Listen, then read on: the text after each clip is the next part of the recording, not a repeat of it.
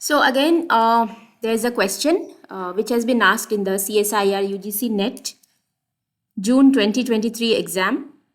And the question says that considering nitrogen as a central atom, that structures of H3C NCS and H3Si NCS respectively are. Now we have to consider the nitrogen as the central atom. So according to VACPR, how many valence electrons nitrogen has? 5. Okay, it's 5 valence electrons. And then the electrons, those are gained from the other bonded atoms. Now here we have doubly bonded carbons. So we ignore this. Okay, we consider only the sigma bonded part, and there is one sigma bonded carbon. So number of electron gained from this is 1. So total number of electrons. So total number of electron pairs is 5 plus 1 by 2, that is 6 by 2, 3. So it should have sp2 hybridization.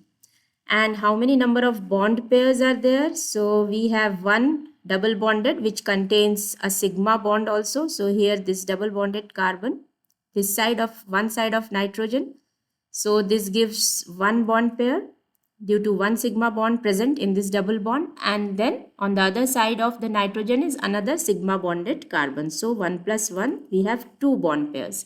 And how many lone pairs we have? So lone pairs we have 3 minus 2. So from total number of electron pairs minus the bond pairs, so we have one lone pair here. So according to the regular geometry, sp2 hybridized should have trigonal planar structure. But this trigonal planar structure is distorted because of the presence of one lone pair, and it is distorted to a bent or an angular structure. And also nitrogen has lone pair of electrons, and to minimize the lone pair bond pair repulsion, okay, so lone pair bond pair repulsion, this has to minimize. So in order to minimize this lone pair and bond pair repulsion, so bond pair here with this methyl and here the lone pair of nitrogen, and that is also a reason why this structure is a bent structure and not a linear structure. Okay, so just to minimize this repulsion, it forms a bent structure. So that is why CH3CnCs, this structure is a bent structure and not a linear structure. Okay, one lone pair distorts the trigonal planar regular geometry to bent. And why it is bent? Because nitrogen's lone pair and this CH3 methyl group's bond pair, this repulsion has to be minimized. That is why instead of being linear, so if it is linear CH3, so this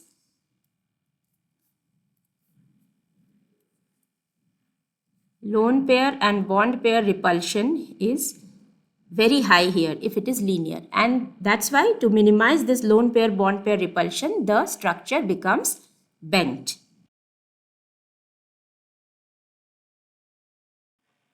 Now what about this compound H3SiNCS, silyl isothiocyanate? Everything is similar here as methyl isothiocyanate except the presence of the element silicon in silyl isothiocyanate. Okay, now if we recall what is the valence electronic configuration of silicon, although it is also in the carbon family. So valence electronic configuration of silicon suggests that it is 3s2, 3p2, and there is a vacant 3d orbital also present in silicon, which is not present in carbon, no d orbital in carbon. And that is why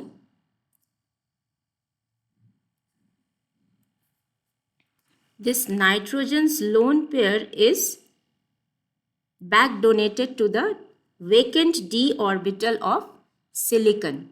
Okay, there is a p pi d pi back donation. So because of the p pi d pi back donation in case of silyl isothiocyanate, there is no lone pair or bond pair repulsion, what we observed in case of methyl isothiocyanate. So for methyl isothiocyanate, we observed a lone pair bond pair repulsion, okay, because of the bond pair of this CN, CH3C and nitrogen's N, okay. So this we observed, because of which this angle had to get bent, right? Okay, but what happens in case of silyl isothiocyanate? Because of this back donation, this electron is getting shifted to silicon, okay, and when it is getting shifted to silicon, then there is no need for this SiN bond to bend. There is no need to bend. Why? Because there is no lone pair electrons now. After this p pi d pi back donation, there are no lone pairs on the nitrogen atom, okay, and that's why this lone pair bond pair repulsion also does not happen in that intensity, so that it should bend. So the angle remains 180 degree and linear structure for the silyl isothiocyanate. So you can see that sometimes this silyl isothiocyanate is represented by a resonating structure where we see that the lone pairs on nitrogen is getting shifted towards silicon, and then we get something like this where the SiN bond is shown as double bonded. So the hybridization shifts from sp2 to sp for nitrogen, okay, because of the p pi d pi back donation or back bonding. So you can see how this shift in hybridization leads to the linear geometry which corresponds to sp hybridization. So all of these reasons behind the shape, why it is linear. So I hope this is clear. The main point here is the p pi d pi back donation which occurs in silyl isothiocyanate because of the presence of a vacant d orbital in case of silicon, and this vacant d orbital is not present in carbon. We know that. So carbon does not have a d orbital, okay. So p pi d pi back donation in case of carbon, that is in case of the methyl isothiocyanate, is not possible, and that is why this lone pair on nitrogen exerts a lone pair bond pair kind of repulsion, because of which this CN angle has to bend a little in order to make the structure stable, and that is why it shifts from the linear geometry to the bent geometry.